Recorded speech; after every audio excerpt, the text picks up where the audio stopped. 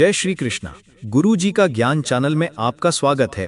क्या आप जानते हैं कि हमारे शास्त्रों में, हमारे सनातन धर्म में कुछ ऐसे रहस्य छिपे हैं जो पीढ़ी दर पीढ़ी सही तरीके से हम तक पहुंच ही नहीं पाए। कुछ ऐसी बातें जो अगर सही समय पर और सही तरीके से जान ली जाएं तो इंसान का भाग्य बदल सकती हैं। आज मैं आपको एक ऐसी ही गुप्त बात बताने जा रहा हूं, एक ऐसा रहस्य जो आपके जीवन से कंगाली और दरिद्रता को हमेशा के लिए मिटा सकता है। यह रहस्य जुड़ा है एक विधवा स्त्री से, एक ऐसा इंसान जिसे समाज अक्सर दया और कभी-कभी उपेक्षा की नज़र से देखता है। लेकिन हमारे पूर्वज, हमारे ऋषि मुनि ये जानते थे कि एक विधवा स्त्री के भीतर एक ऐसी शक्ति छिपी होती है जो किसी वरदान से कम नहीं। आज मैं आपको बताऊंगा कि किसी भी विधवा स्त्री से बिना उसे बताए चुपके से बस एक छोटी सी चीज़ कैसे मांग लेनी है, और अगर आपने ये कर लिया तो यकीन मानिए आपके जीवन में धन की ऐसी वर्षा होगी जिसकी आपने कभी कल्पना भी नहीं की होगी। आपकी तिजोरी कभी खाली नहीं होगी और आपके घर में मां लक्ष्मी का स्थायी वास हो जाएगा। इस वीडियो को अंत तक बहुत ध्यान से देखिएगा, क्योंकि ये कोई साधारण टोटका या उपाय नहीं है। ये कर्म और भाग्य का एक बहुत गहरा रहस्य है जो आज मैं आपके सामने उजागर करने जा रहा हूँ।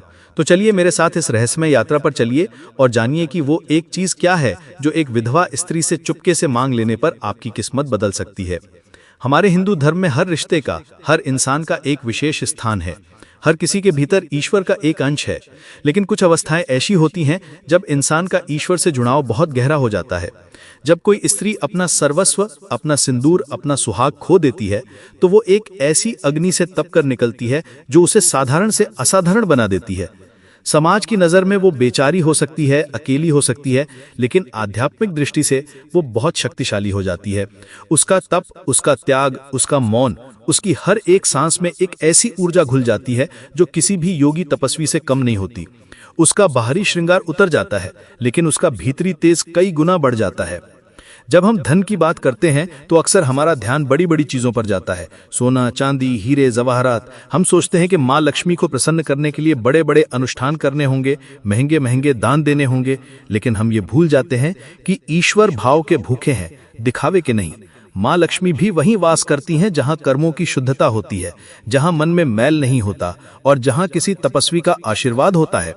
और एक विधवा स्त्री जिसने अपने जीवन का सबसे बड़ा दुख झेला है, जिसका मन संसार की मोह माया से काफी हद तक विरक्त हो चुका है, वो पूरा दुख नहीं होता किसी चलती फिरती तपस्विनी से कम नहीं है। उसके भीतर का वैराग्य ही उसकी सबसे बड़ी शक्ति है। तो अब सवाल ये उठता है कि ऐसी स्त्री से हमें क्या मांगना चाहिए? क्या हमें उनसे धन मांगना चाहिए या कोई वस्तु? नहीं, ये सब बहुत छोटी चीजें हैं। अगर आप उनसे ये सब मांगेंगे तो आपको शायद वो मिल भी जाए, लेकिन उसका प्रभाव क्षणिक होगा। हम जिस चीज की बात कर रहे हैं वो भौतिक नहीं, आध्यात्मिक है। वो एक ऐसी चीज है जो सीधे आपके भाग्य पर असर करती है। आपको उस विधवा स्त्री से जो मांगना है वो उसके दुखों का एक छोटा सा अंश है। चौंक गए ना? आप सोच रहे होंगे कि भला कोई किसी से दुख क्यों मांगेगा? हम तो मंदिरों में जाकर ईश्वर से अपने दुखों को दूर करने की प्रार्थना करते हैं, तो फिर किसी के दुखों का अंश मांगकर हमें अमीरी कैसे मिल सकती है? यही तो वो रहस्य है जिसे बड़े बड़े ज्ञानी और पंडित भी नहीं समझ पाते। यही कर्म का वो सूक्ष्म सिद्धांत है जो आज मैं आपके सामने खोलने जा रहा हूं। इसे समझने के लिए पहले हमें दुख और सुख के चक्र को समझना होगा। हर इंसान अपने प्रारब्ध, अपने पिछले जन्मों के कर्मों का फल इस जीवन में भोगता है।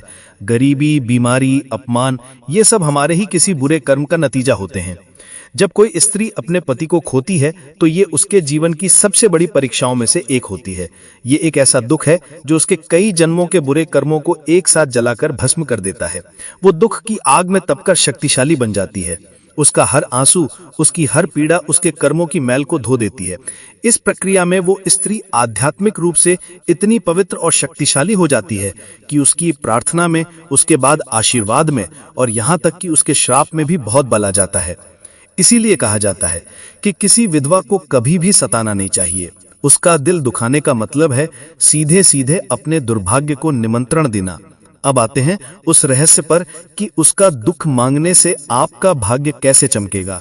जब आप सच्चे मन से, पूरी करुणा और निस्वार्थ भाव से किसी विधवा स्त्री के पास जाकर मन ही मन ये प्रार्थना करते हैं कि हे माँ, आप जिस पीड़ा से गुजर रही हैं उसका एक छोटा सा अंश मुझे दे दीजिए ताकि आपका बोझ कुछ हल्का हो जाए, तो आप वास्तव में दुख नहीं मांग रहे होते, आप ब्रह्मांड को एक बहुत शक्तिशाली संदेश भेज रहे होते हैं। आप ये दिखा रहे होते हैं कि आपके मन में इतनी करुणा है, इतनी मानवता है कि आप किसी दूसरे के दुख को कम करने के लिए खुद कष्ट उठाने को तैयार हैं। ये स्वार्थ से परमार्थ की ओर एक बहुत बड़ी छलांग है। और जिस क्षण आपके मन में ये भाव आता है, उसी क्षण आपके भाग्य के बंद दरवाजे खुलने लगते हैं। क्यों? क्योंकि गरीबी और कंगाली केवल धन की कमी का नाम नहीं है। गरीबी एक मानसिक अवस्था है, एक आध्यात्मिक बाधा है। ये हमारे अंदर की स्वार्थ, लोभ और संकीर्णता का बाहरी रूप है। जब हम केवल अपने लिए मांगते हैं, अपनी सुख सुविधाओं के लिए प्रार्थना करते हैं, तो हम उस संकीर्णता के दायरे में ही बंधे रहते हैं। लेकिन जब आप किसी दूसरे के दुख में हिस्सेदार बनने का साहस दिखाते हैं, तो आप अपनी चेतना का विस्तार करते हैं। आप उस छोटे से मैं से बाहर निकलकर हम की भावना से जुड़ते हैं। और यही वो भावना है जो माँ लक्ष्मी को सबसे अधिक प्रिय है। माँ लक्ष्मी केवल धन की देवी नहीं है, वह समृद्धि की देवी हैं। और समृद्धि का अर्थ है विस्तार, फैलाव। जब आपकी चेतना का विस्तार होता है, तो आपके जीवन में समृद्धि का भी विस्तार होता है। आप समझिए, कर्म का गणित। जब आप किसी के दुख का एक अंश मांगते हैं, तो आप असल में उसके कर्मों के बोझ का एक अंश अपने ऊपर लेने की पेशकश कर रहे होते हैं। ये एक बहुत बड़ा पुण्य कार्य है, जो बड़े बड़े यज्ञों और एक एक दानों से भी बढ़कर है। क्योंकि यज्ञ और दान में कहीं ना कहीं नाम और यश की इच्छा छिपी हो सकती है, लेकिन किसी के दुख को चुपके से मांगने में कोई दिखावा नहीं है, कोई स्वार्थ नहीं है। ये आत्मा का परमात्मा से सीधा सौदा है। जब आप ये करते हैं, तो उस स्त्री के जो कर्म दुख के रूप में कट रहे थे, उसमें से एक अंश आप ले लेते हैं। ब्रह्मांड का नियम है, ऊर्जा कभी नष्ट नहीं होती, केवल अपना रूप बदलती है। जब आप किसी दुख की ऊर्जा अपने ऊपर लेते हैं, तो वो आपके पास आकर दुख नहीं बनती। क्यों? क्योंकि आपने उसे स्वेच्छा से, करुणा के भाव से स्वीकार किया है। आपका वह महान भाव, वह करुणा उस नकारात्मक ऊर्जा को सकारात्मक ऊर्जा में बदल देती है। वह करुणा का प्रोका पुण्य के खाते में जमा हो जाता है। आपके इस एक अमल से, इस एक भाव से आपके कई जन्मों के पाप कट जाते हैं। आपके वो बुरे कर्म जो आपकी गरीबी का कारण बने हुए थे, जो आपके जीवन में रुकावटें पैदा कर रहे थे, वो इस पुण्य की अग्नि में भस्म हो जाते हैं। और जैसे ही रुकावटें हटती हैं, आपके जीवन में धन और समृद्धि का प्रभाव अपने आप शुरू हो जाता है। ये ठीक वैसा ही है जैसे किसी पाइप में कचरा फंसा हो और पानी रुक गया हो। आप कितनी भी कोशिश कर लें, जब तक वो कचरा नहीं निकलेगा, पानी नहीं आएगा। आपके बुरे कर्म ही वो कचरा हैं, और किसी दुखी व्यक्ति के दुख को साझा करने का ये निस्वार्थ भाव वो शक्ति है जो उस कचरे को साफ कर देती है। अब प्रश्न ये उठता है कि ये करना कैसे है? क्या हमें किसी विधवा स्त्री के पास जाकर सीधे सीधे ये बोलना है? नहीं, बिल्कुल नहीं। ऐसा करने से वो या तो आपको पागल समझेंगी या उनका दिल और दुखेगा। याद रखिए, ये एक गुप्त क्रिया है। इसे चुपके से करना है, बिना बताए। इसका सही तरीका क्या है, वो मैं आपको विस्तार से बताऊंगा। लेकिन उससे पहले ये समझना जरूरी है कि आपका भाव कैसा होना चाहिए। अगर आपके मन में ये विचार आया कि चलो ये उपाय करके देखता हूँ, शायद अमीर बन जाऊं, तो ये काम नहीं करेगा, क्योंकि यहाँ भी आपका स्वार्थ छुपा हुआ है। आपका मन बिल्कुल निर्मल होना चाहिए। आपके हृदय में उस स्त्री के प्रति सच्ची करुणा और सम्मान का भाव होना चाहिए। आपको उन्हें एक साधारण स्त्री नहीं, बल्कि त्याग और तप की मूर्ति समझना होगा। आपको उनकी पीड़ा को सच में महसूस करना होगा। जब आपका हृदय इस करुणा से भर जाएगा, जब उनकी पीड़ा को देखकर आंखों में सच में आंसू आ जाएंगे, तब समझिएगा कि आप इस गुप्त क्रिया के लिए तैयार हैं। ये एक साधना है। जैसे कोई योगी ईश्वर को पाने के लिए साधना करता है, वैसे ही ये दरिद्रता को मिटाने की साधना है। और इस साधना की पहली सीढ़ी है अपने भीतर करुणा को जगाना। अब मैं आपको बताता हूं कि इसे करना कैसे है। सबसे पहले अपने आसपास किसी ऐसी विधवा स्त्री को ढूंढें जो वास्तव में अभाव में जीवन जी रही हो, या जो बहुत सात्विक और धार्मिक जीवन जीती हो। ये कोई आपके रिश्तेदार हो सकती हैं, पड़ोसी हो सकती हैं, या कोई ऐसी स्त्री जिसे आप दूर से जानते हो। महत्वपूर्ण ये है कि उनके प्रति आपके मन में श्रद्धा का भाव हो। अब आपको उनकी गुप्त रूप से मदद करनी है। मदद ऐसी होनी चाहिए कि उन्हें यह पता न चले कि ये मदद आपने की है। आप उनके घर पर चुपके से सामान रखवा सकते हैं, किसी और के हाथ से उन्हें कुछ पैसे भिजवा सकते हैं। अगर उनके बच्चे हैं तो उनकी पढ़ाई लिखाई का खर्चा गुप्त रूप से उठा सकते हैं। अगर ठंड का मौसम है तो उनके लिए कंबल या गर्म कपड़ों का इंतजाम कर सकते हैं। दान या मदद छोटी हो या बड़ी, ये महत्वपूर्ण नहीं है। महत्वपूर्ण है उसे गुप्त रखना, क्योंकि जैसे ही आप अपने की हुई मदद का बखान करते हैं, उसका पुण्य नष्ट हो जाता है। गुप्त दान का फल अनंत गुना होता है। जिस समय आप उनकी मदद कर रहे हैं, चाहे आप खुद उनके दरवाजे पर सामान रख रहे हों या किसी के द्वारा पैसे भिजवा रहे हों, उसी क्षण आपको आंख बंद करके अपने मन ही मन पूरी श्रद्धा और करुणा के साथ ये प्रार्थना करनी है। हे जगत जननी के स्वरूप, हे माँ, मैं आपके त्याग और तप को प्रणाम करता हूँ। मैं आपकी पीड़ा को, आपके दुख को महसूस कर सकता हूँ। मैं जानता हूँ कि आपका ये दुख आपके कर्मों का फल है, लेकिन मैं आपके इस बोझ को कुछ हल्का करना चाहता हूँ। कृपा करके अपने दुखों में से, अपनी पीड़ा में से एक छोटा सा अंश मुझे प्रदान करें। मैं उसे अपने सौभाग्य के रूप में स्वीकार करता हूँ। मैं स्वेच्छा से आपके दुख में भागीदार बनता हूँ, ताकि आपका जीवन कुछ सरल हो सके। मुझ पर कृपा करें। बस इतनी सी प्रार्थना आपको मन ही मन करनी है। ये प्रार्थना ही वो मांगना है जिसके बारे में मैंने शुरू में बात की थी। आप उनसे धन नहीं मांग रहे, सुख नहीं मांग रहे, आप उनके दुख में हिस्सेदारी मांग रहे हैं। और यही वो मांग है जो आपको दुनिया का हर सुख दिलाएगी। जब आप ये प्रार्थना करते हैं तो आप प्रकृति के नियम को अपने पक्ष में कर लेते हैं। आप ईश्वर के सबसे प्रिय गुण करुणा को अपना लेते हैं। उस क्षण आप केवल एक इंसान नहीं रहते, आप ईश्वर का हाथ बन जाते हैं जो किसी दुखी व्यक्ति की मदद कर रहा है। इस क्रिया को करने के बाद आपको भूल जाना है। आपको बार बार ये नहीं सोचना कि मैंने वो उपाय किया था, अब तक फल क्यों नहीं मिला। बीज बोने के बाद उसे समय देना पड़ता है। आपने अपने कर्म का बीज बोया है, अब उसे अंकुरित होने का समय दीजिए। आप बस अपना काम करते रहिए, ईमानदारी से मेहनत करते रहिए। आप पाएंगे कि धीरे धीरे आपके जीवन में चमत्कार होने लगेंगे। जो काम वर्षों से रुके हुए थे वो बनने लगेंगे। धन आने के नए नए रास्ते खुलने लगेंगे। अगर आप पर कोई कर्ज है तो वो उतरने लगेगा। घर में क्लेश रहता था तो शांति आने लगेगी।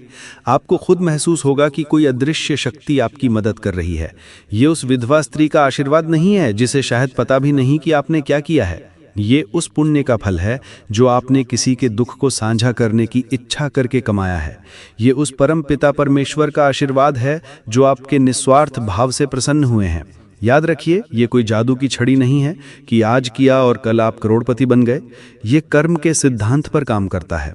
आपके कर्म जितने शुद्ध होंगे, आपका भाव जितना निर्मल होगा, फल उतनी ही जल्दी और उतना ही बड़ा मिलेगा। इस क्रिया को जीवन में कम से कम एक बार पूरी श्रद्धा से जरूर करना चाहिए, और अगर आप सक्षम हैं तो इसे अपनी आदत बना लीजिए। जब भी आपको अवसर मिले, किसी जरूरतमंद विधवा की गुप्त रूप से मदद करें और मन ही मन प्रार्थना दोहराएं। आप जितना ज्यादा दूसरों के दुखों का बोझ हल्का करने की कोशिश करेंगे, आपका अपना जीवन उतना ही सुख और समृद्धि से भरता चला जाएगा। ये सनातन धर्म का बहुत गहरा और गूढ़ ज्ञान है। हमारे ऋषि मुनियों ने हमें दान का महत्व समझाया, लेकिन उन्होंने ये भी बताया कि सबसे बड़ा दान वो है जो गुप्त रूप से, बिना किसी अपेक्षा के, किसी दुखी व्यक्ति के दुख को कम करने के भाव से किया जाए। जब आप किसी विधवा स्त्री से उसके दुख का अंश मांगते हैं तो आप उसे ये एहसास कराते हैं कि वो अकेली नहीं है। आपकी ये मौन प्रार्थना, ये गुप्त मदद उस तक एक सकारात्मक ऊर्जा के रूप में पहुंचती है। भले ही उसे ये ना पता हो कि ये कौन कर रहा है, लेकिन उसे ये महसूस होता है कि ईश्वर उसके साथ है। और जब किसी तपस्वी हृदय से आपके लिए ऐसी दुआ निकलती है तो उसे भलीभूत होने से कोई नहीं रोक सकता। तो अगली बार जब आप किसी विधवा स्त्री को देखें तो उन्हें दया की नज़र से देखने के बजाय उन्हें सम्मान की नज़र से देखना, उन्हें एक तपस्विनी के रूप में देखना जिसके पास आध्यात्मिक शक्तियों का भंडार है। और यदि आपके मन में सच्ची करुणा जागे तो चुपके से उनकी मदद करके उनके दुख का एक कण जरूर मांग लीजिएगा। ये एक कर्म आपके जीवन से कंगाली के पहाड़ को हमेशा के लिए हटा देगा और आपके जीवन को सुख, शांति और समृद्धि से भर देगा। ये ज्ञान साधारण नहीं है, इसे अपने जीवन में उतारने का प्रयास करें। कर्म पर विश्वास रखें, भाव की शुद्धता पर विश्वास रखें, फिर देखिए आपका जीवन कैसे बदलता है। मुझे उम्मीद है कि आज मैंने आपको जो रहस्य बताया है वो आपके जीवन में सकारात्मक बदलाव लेकर आएगा। ये जानकारी आपको किसी किताब में शायद ना मिले, क्योंकि ये अनुभव और श्रद्धा का विषय है। अगर आपको ये वीडियो पसंद आया हो, इसमें दी गई जानकारी महत्वपूर्ण लगी हो, तो इस वीडियो को लाइक ज़रूर करें और इस ज्ञान को अपने तक ही सीमित ना रखें, इसे अपने दोस्तों और परिवारजनों के साथ शेयर भी करें। क्या पता आपके शेयर से किसी और की जिंदगी बदल जाए। और अगर आप भविष्य में भी ऐसे ही गहरे रहस्यमय और ज्ञानवर्धक वीडियो देखना चाहते हैं तो हमारे चैनल गुरुजी का ज्ञान हमको सब्सक्राइब करना ना भूलें। सब्सक्राइब बटन दबाकर पास में बने घंटी के निशान को भी जरूर दबाएं ताकि जब भी हम कोई नया वीडियो डालें तो उसकी सूचना आप तक सबसे पहले पहुंचे। धन्यवाद।